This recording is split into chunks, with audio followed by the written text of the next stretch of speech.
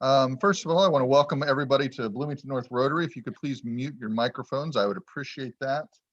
Um, Upcoming speakers, we are still working on a couple speakers for who we'll have next week, but then on June 10th, we have, oh my Lord, I'm going to mispronounce his last name like crazy. I'm just going to call him Raymond from AfriPads, and Jody's going to be telling us a little more about that in a moment.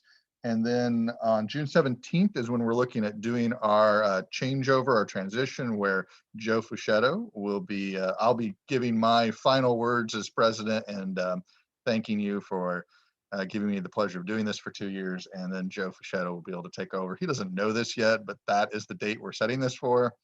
And then on the 24th, we have Eric Richards, who's the CEO out at, I want to say the name of the company is Cancer Support, who's going to be speaking. And then I believe we also just booked Jewish Theater Company to come in July and speak. So that is some of the things we have upcoming. We just had a wildly successful wine tasting event for the wines of South Africa last Friday, and I would love for Jody to give us an update on her thoughts on the event and also kind of the numbers and what we'll be able to do with that. So, we did the whiskey tasting back kind of in the winter, kind of mid-COVID days, and we raised $625, and we had designated that as going to an international project. So we had our wine tasting last Friday.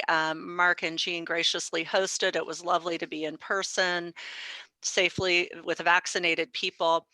And our project that we had determined we were going to raise money for was to buy reusable menstrual pads for the schoolgirls at NIACA.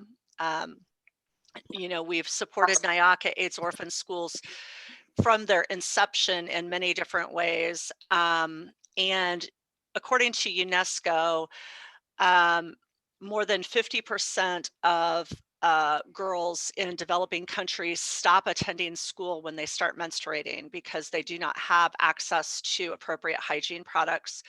Of the girls who continue to go to school in those countries, they average missing 20% of their educational time because of lack of access to products. So with Jackson's help and his staff's help, we connected with Raymond Pamazan in Kampala, Uganda, and he runs a company called AfriPads.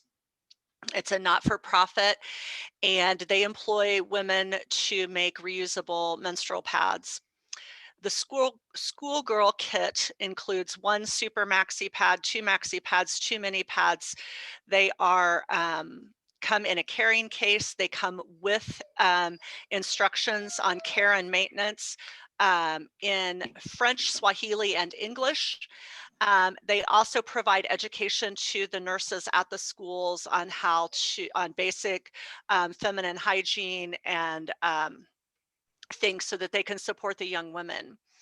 As we worked on this, the kits cost $5 a piece. So we had raised $625. We were hopeful we could match that at the wine tasting, and we were going to be able to get a lot of products for these young women and to support NIACA. In the meantime, we were approached by NIACA and asked if we would consider paying for a healthcare worker to do a longitudinal study over 12 months so that they would follow these young women from the time they were provided these products, check in with them at 3, 6, 9, and 12 months and gather data about how these products were working for them, how they were able to maintain them, how it impacted their quality of life and their school attendance. And so the executive committee met and we said, yeah, we want to be able to fund this if we can. And the cost of a healthcare worker for the year to do this was $1,000. So we thought, we'll figure this out somehow. Jackson came down and attended the wine event. He was able to speak to NIACA and the things that they're doing. I spoke about this project.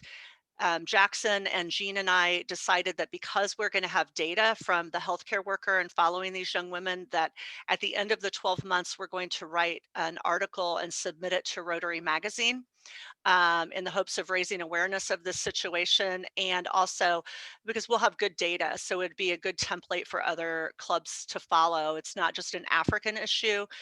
Period poverty is an issue even in the United States. The great news is I wish I could give a definite report, but I can't because the money is still coming in. I've got 2 emails this week with more money coming in. But right now, with the 600, so from the event, we've raised over $3,400 from Friday night. And with the $625 from the whiskey, we're over $4,000.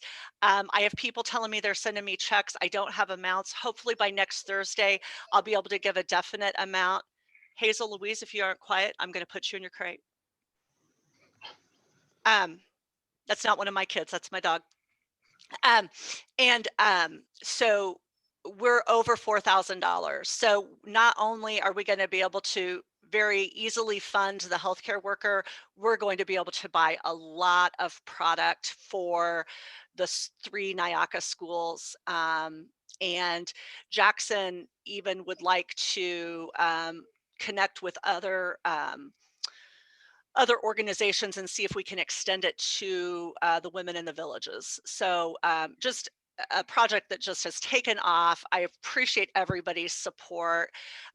People who weren't present made donations. Dave Morrison donated a bottle of wine that we auctioned off for $500. Just lots of great fun and fellowship, and a really awesome project, and something I feel really strongly about. So great job, Rotarians. Yeah, I'd like to thank everybody because we had a lot of people donate who even couldn't attend the event, and that just made it even more special. And plus, it was wonderful to be able to get together in person for the first time, not have to wear masks and see everybody. I think we had around 30 or so people who actually showed up. Quite a few were not Rotarians, so we were able to use it as a recruitment tool to see if we might be able to attract some additional Rotarians. So that was all wonderful. And thank you, Jody. Thank you, Jean. And thank you, everybody who donated and everybody who attended. We really appreciate it. Now I would like to introduce today's speaker. We're switching from wine over into spirits. Jeff Wuslich is the, I want to say, founder or co-founder of Cardinal Spirits. And for those of you who don't know, he's also an active in the Boy Scouts of America. He and I both sit on the board. And he, in case you don't know what this is, I'm going to tell you, you may laugh at the name, and I apologize up front, but it is very special. He just won the Silver Beaver Award, which is actually the highest award you can earn at the council level for doing volunteer. So he is a very, very passionate and caring person, not just about alcohol, but about making their community and the area better. And we would like to welcome you, Jeff, to share with us how things are going over at Cardinal. So thank you, Jeff. Thanks so much, Brian. And thanks for helping out. You were there when I got that award, took some photos of me. So I appreciate that. It was nice to see a friendly face. It's kind of a big day. So as he said, I'm Jeff from Cardinal Spirits, one of the co-founders here. There's a few partners at Cardinal Spirits, and we can go into some of that. But I want to say thanks for having me. Really excited to talk to this group. But also thanks to all of you who have supported us over the last year. I know a number of friendly faces here and people getting carry out and cocktails to go and hand sanitizer, all things that we're talking about. But the Bloomington community has been really, truly wonderful to us and our organization and our team. So thank you so much. Thank you for supporting a local business. Cardinal Spirits, this is our 6th year of operation. We always say we're Bloomington's oldest and only distillery. And we're very proud of that. We started out to be what we would call like an intentional distillery. So, not beholden and not obligated to fulfill some old family traditions about, making moonshine in a holler or You know, my great uncle was Al Capone's driver who made the best whiskey for whomever, whatever, you know, that kind of thing. You know, science is a big part of what we do here, and there's a great way to make spirits, and we try to be really, like we said, intentional about that, but still try to be respectful of traditions and kind of the history and culture of distilling. We have the tasting room, of course, here in town, and then we also do our packaging kind of on the west side, which happened during the pandemic. So, you know, I know we want to talk a little bit about this last year, and just, I mean, you know, as we all know, it was really wild, right? So many things happened, and, you know, we were really fortunate, just as the state was telling us to shut down our tasting room, and we really weren't sure what was going to happen to our staff initially. And you know, a big source of our revenue, right? We kind of have what we think of 3 businesses here at Cardinal. We have this tasting room, which has, you know, a full kitchen, cocktails, that was open 7 days a week and employed about 20 people. We have our own spirits brands that we make and sell that you see, you know, Cardinal Spirits, our gins and our canned cocktails and rums, whiskeys, all of those items. And then we also do a lot of contract work for various people. And so that's it's a big part of our business. Not everybody always knows that, but we do, I would say, you know, certainly some months it's more, but I would say about 80% of our production is actually for other people. And this is work that we do for them that they can't do themselves because they don't have the right equipment. So maybe it's a big brand that wants to have like the barrel number and the barrel proof of the bottle handwritten on the label. Well, their high-speed lines can't handle that, so we can do that work. Or maybe it's a retailer that wants their own private label. That's a big part of it. Sometimes it's just individuals that have their own brand that don't have their own distillery, and so we work there too. And the reason I kind of go into that in a little bit more detail is because we were really perfectly situated for kind of what came next, which was hand sanitizer, which, you know, I know many of you got and saw, and we had it in all shapes and sizes. And, you know, it became clear that, first of all, it became clear that nothing was clear, and that, you know, who knew what was really happening? Was this a virus that was airborne? Was it by touch? Was it, you know, how contagious was it? Information was always changing. And you probably remember those early days where it was like, oh, we have this rule and now that rule's changed, and you can be inside, now you can't be inside.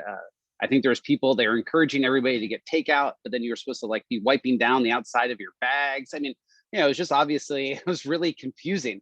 I remember thinking to myself that like, you know, at least for me, you know, you'd see like your grandparents that had gone through like the Depression, and they were keeping and reusing like foil and washing foil. I thought, like, you know, I bet my kids or grandkids are going to see like Erica and my wife and I, like white containers, and like they lived through COVID. We started making hand sanitizer, and over a weekend, I think we had gallons and passed it out. And we made about, like, pretty quickly, we were starting to get tanker trucks of fuel, of ethanol, and started making like huge batches. And the customers came like really hot and heavy from like areas that I thought would have had access to hand sanitizer. So, you know, certainly hospitals and doctors' offices. Very early on, we were supplying, I felt like most of the post offices in Indiana, they were sending carriers down to get hand sanitizer. You know, they were very concerned for their workers. A lot of prisons, those communities, we were getting sheriff's trucks coming, or cars coming all the time. And Crane was a very early consumer. We were trying to trade for missiles and rockets, but they just brought us like a lot of duct tape. And so that was a little bit disappointing, but it's nice to have the duct tape, I suppose. And then, you know, we started getting large orders. You know, some of the first ones were from those hit hardest. So like retirement communities, assisted living communities, senior communities. And that's when it really kind of clicked that this was probably something that we shouldn't just be giving away, that we should probably charge for it. And that was great because we were able to move most of our front of house staff. So our servers, kitchen, all the managers, bartenders could move onto the production line and start helping fill. And it was because we had done all this contract work that we were kind of uniquely situated, maybe even better than most distilleries, to kind of get the work done. We've always had a sense of being very nimble in the production area, so we could handle all kinds of shapes and sizes of bottles. And that became really important because the supply chain just went berserk. You know, everybody wanted 4-ounce bottles with a screw cap, and at the same time. And so luckily we had relationships with vendors, but, you know, even, you know, something like this, you know, it was like a pretty standard jug. You know, you see paints and solvents and all kinds of things in it. But, you know, every manufacturer has a little bit different. And if you had like a big, highly automated, high-speed line, you know, just small changes in the shapes and the height of the bottles could really throw you off. But since ours was so manual, we were able to produce quite a bit. You know, and I remember this bottle, like, you know, fretting about it. I was like, oh, brown, is that going to work? The gold top, you know, we had like purple tops and orange tops. I mean, it was really just like whatever you could get. This one had just like a little spray, or not a spray, but like a splash out kind of thing.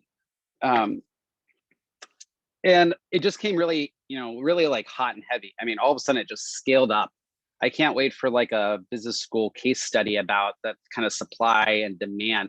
And pretty soon, I mean, very quickly, I remember a woman from the Indiana Department of Health called and she said, we're going to need 4 million gallons of hand sanitizer.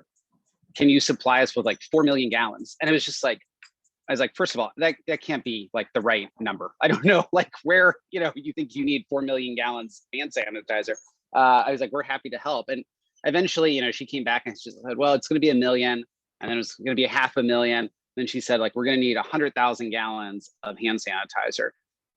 And so we, you know, we bid on a contract. We produced a lot for the state of Indiana. We were sending out 2 truckloads of hand sanitizer a day.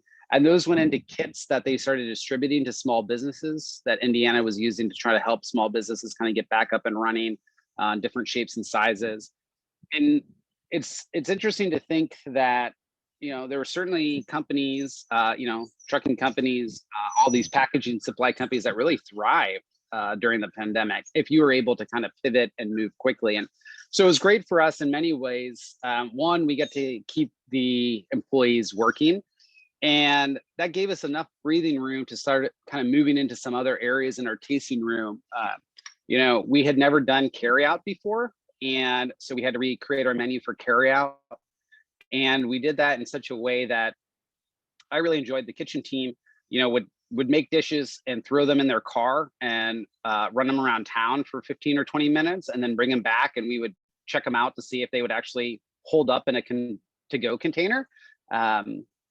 You know, we were frequently a lot of places as a family, grabbing carryout, and, you know, the fries were always disappointing, right? You know, every time you get those fries home, they're always, you know, sad and soggy, or your favorite burger that you loved at some place when you got it home just didn't taste the same. So I was so pleased that the team did that. And, you know, they were really creative about it. We also started selling our cocktails to go out of the tasting room. And I don't know if you had those, I should have brought an example out, but, you know, actually initially we sold them pre-mixed. So it was a bottle of pre-mixed cocktails with alcohol. And we sold it for about maybe a week.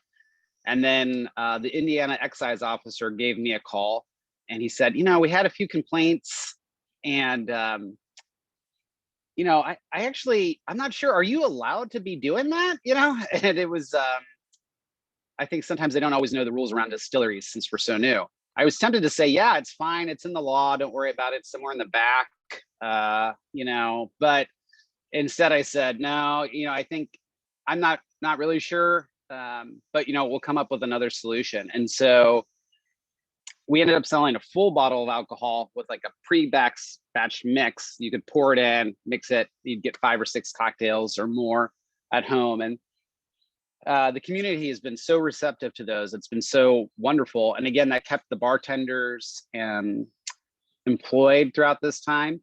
You know, not everybody wanted to go onto the bottling line initially. You know, they came here to work as a bartender. And then I said, hey, you know, go start working long days, lifting heavy things. And they were happy to do that for a bit, but then eventually like to get back to it. So a few other things that we were able to take advantage of that I felt good about was that other places were laying off individuals or furloughing. So specifically in the spirits world, some of the distributors who had staff that were focused mostly on on-premise places that were closing, so bars and restaurants or were closed or reduced, they would ended up laying off a lot of their staff. So we were able to pick up 2 salespeople from Indiana and 1 in New York. That, not that we got them for necessarily less than what they were making, but certainly had access to them because their careers kind of took a pause at their distributor. And so I think they got to take a breath, reevaluate, and we were able to pick them up. And that's been really wonderful. Overall spirit sales grew, especially in places that we had good relationships at, like chain grocery stores and liquor stores. But in Chicago, we were down almost 40%, and that most of our placements there were at like high-end craft cocktail bars, and those shut like hard and fast, and a lot of them have not reopened. And so, now we're trying to make sure that we're kind of diverse in our go-to-market strategy, so that if something like this happens again, if on-premise closes, we'll have a good coverage in off-prem, which wasn't kind of like our initial strategy, especially in a market like Chicago, where there's a lot of really high-end craft cocktail bars. We kind of thought that's where we'll build our business and we'll move on. The supply chain still continues to be really, really wonky. I'm sure some of you are hearing that at businesses that you're affiliated with, but not only is it hard to find things, it's hard to get things shipped to you. There's huge shortage of truck drivers. During this time, we ended up getting a box truck, and so we have a driver that has been able to go and pick up things sometimes in Indianapolis or Chicago or Louisville to kind of help with that. There was a time when our main distributor is in Indianapolis, and we shipped something. It took a while for them to pick up a truck, to get a truck to pick it up. And I think, they picked it up on like Wednesday. I would have expected it to be there on Wednesday or Thursday. And it took 10 days to get it from Bloomington to Indianapolis, just like, and it wasn't like it disappeared and it was lost. It was like, it just went up to the place. It needed to make a transfer to another spot to get a truck to go into the distributor. The distributor was short-staffed on their docks. They couldn't get an appointment. I was so furious. And then you have to kind of take a breath and realize we're all kind of in a tough spot here and show some patience. But after that, we became a little bit more diligent about, how we were shipping items and putting them on our own truck when we needed to. And I guess, I know I'm supposed to speak for, some time, but I'm also going to leave time for questions. After 400 and I think it's going to be 38 days, we'll be opening for in-person dining tomorrow night for the first time, which is really exciting. We've been doing some dry runs, kind of practice runs earlier this week. And on Monday night, we got to invite all of our staff to come in, have drinks and food. And, the first time the little printer behind the bar printed out the first cocktail order, you just heard it and everybody just cheered, in the whole place. They were so excited that our bartender is going to be making a cocktail. And of course she was embarrassed and, didn't like the attention, but it was so great. And then the flower delivery that came yesterday to put flowers on the table, same thing. She like walked in the door, we all cheered again. And, it's really starting to feel like we're getting back to, well, maybe not back to, but we're getting to a new normal. And I couldn't be more excited. When we talk to our staff, and we've always been really, really trying to make sure that we're really service oriented here and always provide the best possible customer service. And for us, that means lots of things, and not just maybe the best customer service right here, but what are we doing for our customers? And a big part of that is, of course, being engaged in the community at all kinds of levels. We have staff that volunteer at different organizations. We contribute to different organizations whenever we can. We like to be really engaged. I mean, I feel like that's kind of an expectation of a Bloomington business for sure. I think all of you hold us to a higher standard that I do feel like some of my other partners and at other distilleries around the country kind of see what we're doing. They're like, what is going on? It's like, well, this is just how you do business in Bloomington. You want to be engaged. And so when we talk about that with our staff, it's interesting to think about, and I'm sure some of you have been going out or starting to see it. There was like this mentality of like the customer always being right. And I think that's now a bit of a qualified statement that we're working on with our staff. As customers come in, we still need to make sure that our staff's really safe and that other patrons are safe. And I think we had some coverage for a while when there was a mask mandate, and now that's no longer here. So navigating these waters and making sure that our staff are comfortable dealing with the guests, making sure that they're comfortable. There's also certainly been a number of reckonings in our industry about everything from sexual harassment and racism that I think has also informed kind of our training. And so that's why I say hesitant to getting back to normal, but I think we're getting to a really great spot. And I think we're trying to lead what like good hospitality looks like, certainly in Bloomington, but trying to be a good model for even around the country when we engage with our partners. And so of course, I invite all of you to come in, and I can't wait to serve you and show you the hospitality that we've been working on. And again, huge thanks for helping us out with hand sanitizer. Also during this time, we launched a new flavor of our canned cocktails, these bourbon cream sodas.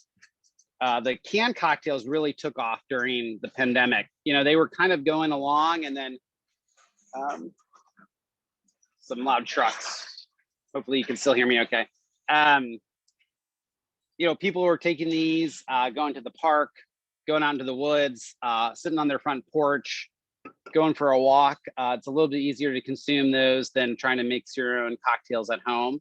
Kind of puts us in a similar category as beer and wine, where you can just open it, pour it into a glass, and you're good to go. So, or just leave it in the can. And it's funny just to see how these buying behaviors have changed. And I think some of them will stick with us. I think some of it, people will go back to what they were doing before, but certainly excited about what's next. So thank you so much for having me. I'd love to take some questions. Hopefully I spoke for an appropriate amount of time, but looks like, I don't know if Brian, are you going to moderate, or do you want me to call I'll people moderate up? this, Jeff. And you Okay. did great, by the way. Thank you very much. I see Jody's got a question, and then I know I've got some too. Go ahead, Jody.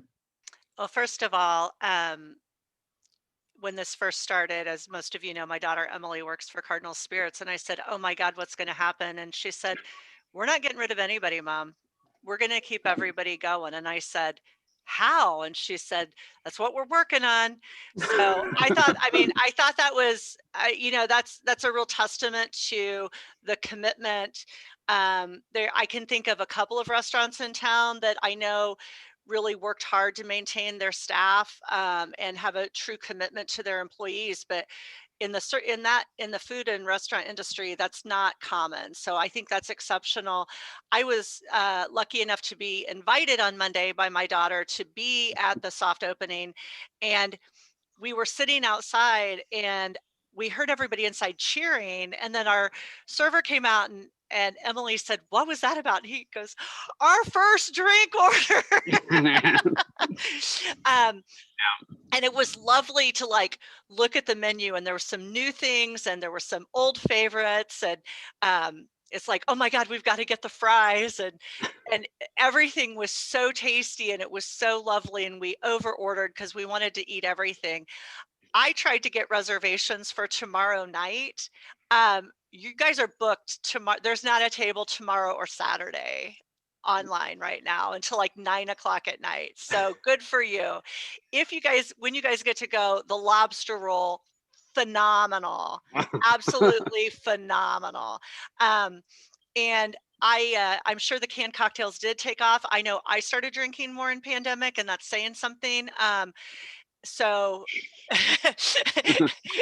and I see some of my friends on the call nodding as well. We sometimes drank together, socially distant. So great job. How many gallons of hand sanitizer did you guys end up making, do you think?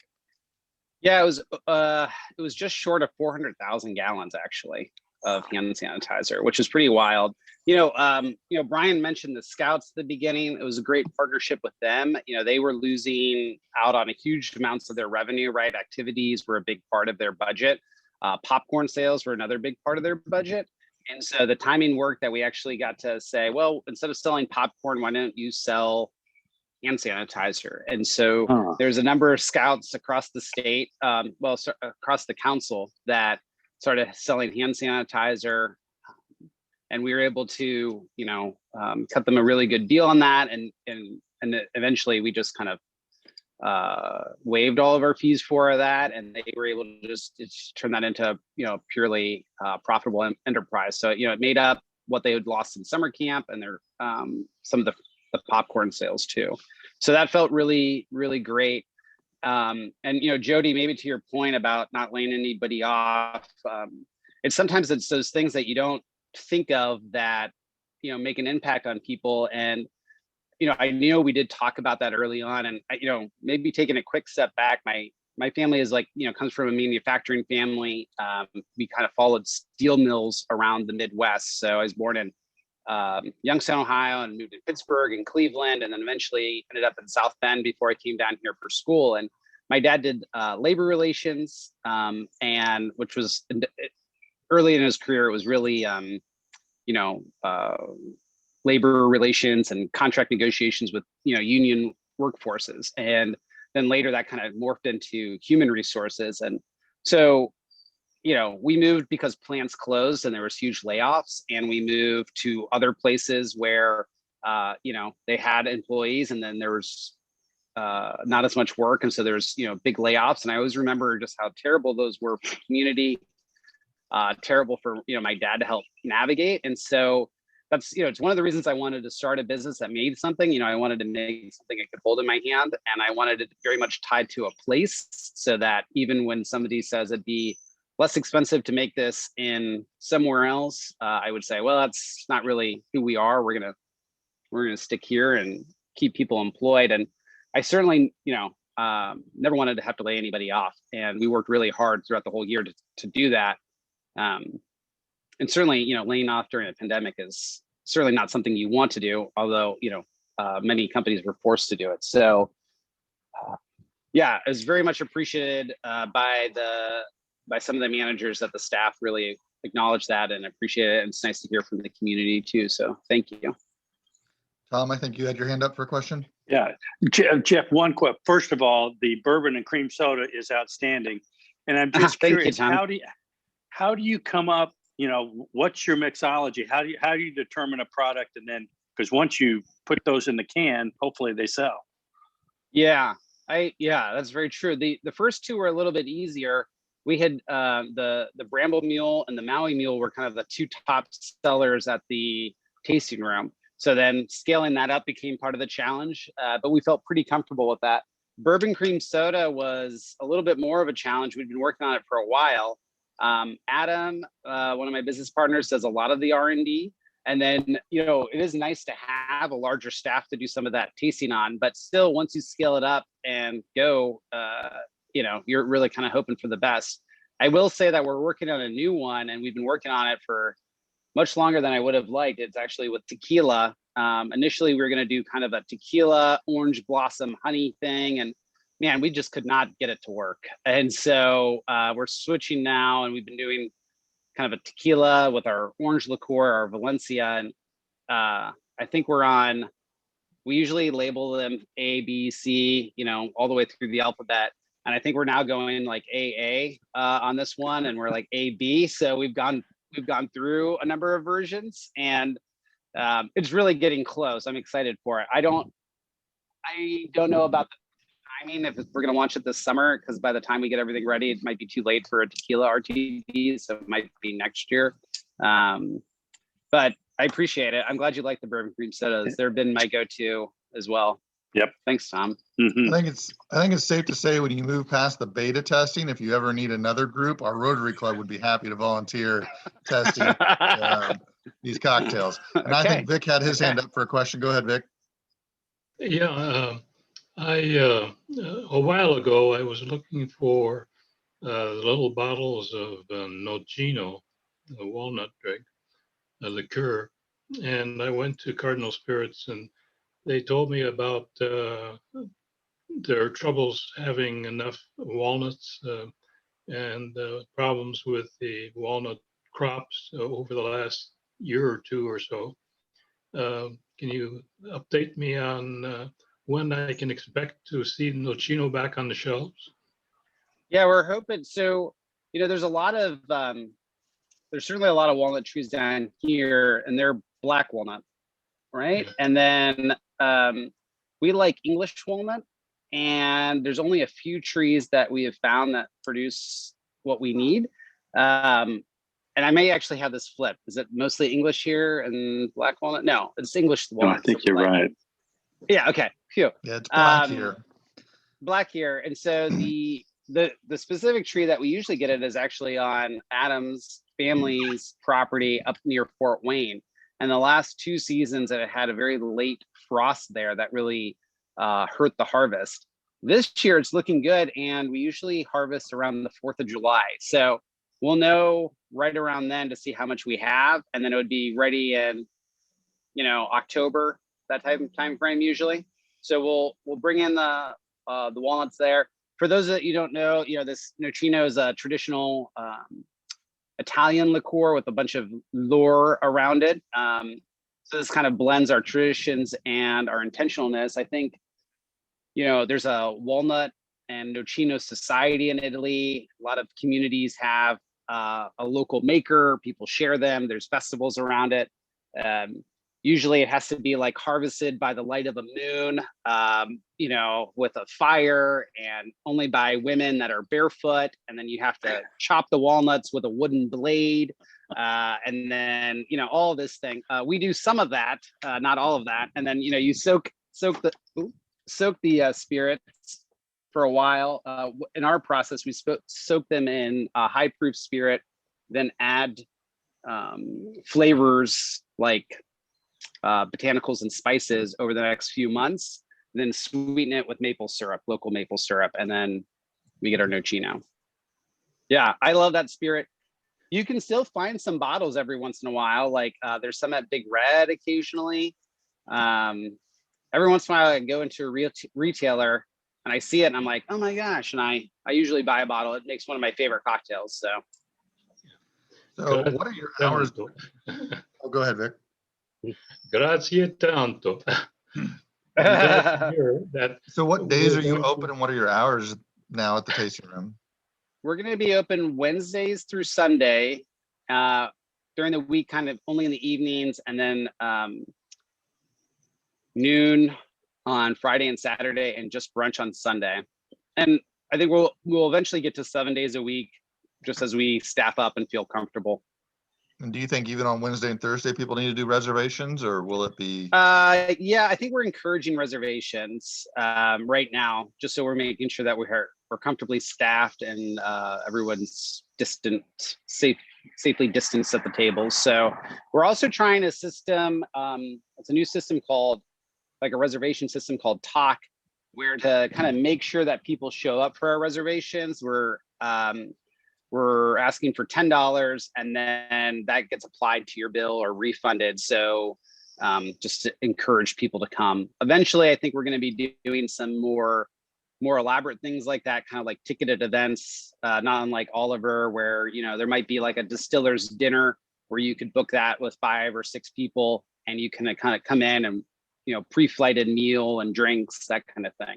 So again, that kind of changing hospitality and what it looks like, making sure that it's kind of equal for both us and for the guest. Cool. Irish Lion used to do those too back when Dennis was the manager there. Oh, I know. In fact, I was just talking to someone about it the other day, and we were feeling like we really missed Dennis over there. Yeah, it was very sad. Go ahead, Otto. I saw you had a question. Yeah, thanks, Jeff, for the program today. And I'm just trying to wrap my head around just how much of a success story we're dealing with here for Cardinal Spirits. And that is, if I understood you correctly, your gross sales went up last year in 2020. Is that correct? Yes, your gross sales right. went up. Do you know approximately what percentage? Over 2019? Yeah, I mean, it was triple digits growth for sure. So wow. Okay. yeah, That's impressive. Now, Also, you should have, your bottom line should have really gone up also if you participated in the PPP program and got a PPP loan that was forgivable, then that would have really helped your bottom line too. So were you able to do that? Yeah, Wow. we did participate in the PPP, and we're filing for like the employee retention credit as well, which should be helpful. And then, you know, some of the other ones, since we did have some profit last year, that changed the calculus for some of the programs that were available. You know, we chose not to participate in some of the ones that were local. We thought those would be better suited to other restaurants and groups that maybe needed it more than we did. But we did have to pay, you know, our silent partner this past year, which was Uncle Sam, for taxes. And that was quite a shock after 5 years of no profits for our company. So, yeah. Wow, that is a wonderful success story. And I don't know who had the idea who first had the idea about making the hand sanitizer, but wow, what a great idea. Yeah, it was something that kind of came quickly, and you know, some other distilleries. I don't think we were, you know, we weren't the first. We knew that we could make it, and because we, you know, we've used either some of our own byproducts or other spots for sanitizing here for a while. And like I said, it was really like we made 5 gallons, that disappeared. Then we made 50 gallons, that disappeared, and then it was, you know, all of a sudden really going large. And our national organizations got involved, and you know, we had to get a special waiver from the FDA initially to make it, and you know, it became complicated quickly, right? There's a type of alcohol called denatured alcohol, which is kind of intentionally there's a bittering agent in it that that they required us to use. So kind of our first few batches we did not have, and then once it started happening quickly, they said you have to use a very special type of alcohol that has a bittering agent in it. And that was because, you know, they don't want kids to drink this stuff or anybody to drink it and get sick. And at first, you know, there's a lot of pushback on it. And then somebody showed us a chart of like alcohol poisoning deaths up until like the early 80s. Then they started using this alcohol, and then all of a sudden those dropped off, and we were like, okay, so we'll use it. And then that became a vital raw material that was hard to get. We were fortunate to have a relationship with a plant up in Marion, Indiana, that was sending us tanker trucks of it 3 times a week to get it. So, but it also ruined some of your equipment. You couldn't use anything plastic. Again, it was so bitter that it would ruin stuff. So, you know, there were certainly trade-offs of, all right, we're going to do this, but now we have to replace this equipment for sure. So are you concerned about a letdown in 2021 with sanitizer sales going away and things still not opening up, or? Yeah, I think it is going to be a challenge. Yeah, I do think it's going to be a challenge. You know, there's like some of the sales team, we had them on a commission-based sales. It was pretty common, right, in our industry. And, you know, for the first, you know, we hired a bunch of people, like I said, and they're kind of going up against like all these soft numbers, and their numbers were great and commissions were great. And I was happy to pay them. And then I looked ahead and I realized, you know, we're going to be in trouble if they start going up against the pandemic numbers, which were high. Also them being in the field competing against that. And I think just a lot of other suppliers that maybe kind of hunkered down and couldn't do sales last year are going to be coming out. So I think it is going to be a challenge. We're still up so far this year, but we don't have any hand sanitizer sales. So, you know, we're not going to have those at all. And I should say that like the hand sanitizer sales like stopped, and they like stopped. Like, you know, I can give this stuff away, honestly. So if you need some hand sanitizer, I'd be happy to have you come and take some. But it's amazing how the supply chain of the larger companies, you know, caught up, and then, you know, nobody needs kind of our hand sanitizer. The gels became very important, and, you know, people just already have relationships with their suppliers, and that's where that business is. So we'll be down, I'm sure, this year overall because of no hand sanitizer, but I'm still hoping we can on our own branded stuff and on contract work, we'll be up, I'm hoping. So how much hand sanitizer do you have that you're still trying to get rid of or give away or whatever? Oh my gosh, so much. I mean, probably 10,000 gallons, 12,000 gallons, maybe 14, maybe somewhere in that range. Wow. You know, we were making it to order, and the last order stopped, and we said, you know what, we'll make one more week's worth just in case. And we made one more week's worth, and we are still like trying to get rid of it. In fact, I just sent it to like Marengo Caves warehouse down in southern Indiana, not the caves, but there's an off-site storage place because it was very inexpensive and I could move it there quickly because I was paying more to store it here than I needed it for other production space. So Hey, I got cheap storage in Terre Haute if you ever need it. okay. Yeah, we should maybe talk about that. So I just did Marengo Cave because I just thought it'd be cool to store hand sanitizer in a cave, basically. So. All right. Does anybody else have any other questions for Jeff? All right. Well, I would like to thank you once again, Jeff. It was a wonderful presentation. We always love having you.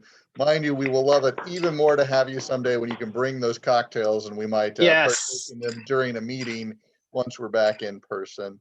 And yes. Needless to say, if you I think we plan a field trip. Yes, yeah. That sounds great. I feel like we should just open on Thursdays for your lunch for you. We also have a family membership, so you or a corporate membership, you are certainly welcome to join. We would love to have you in our Rotary family. Wait, Brian, just to make sure, did you hear what he just said? I did not.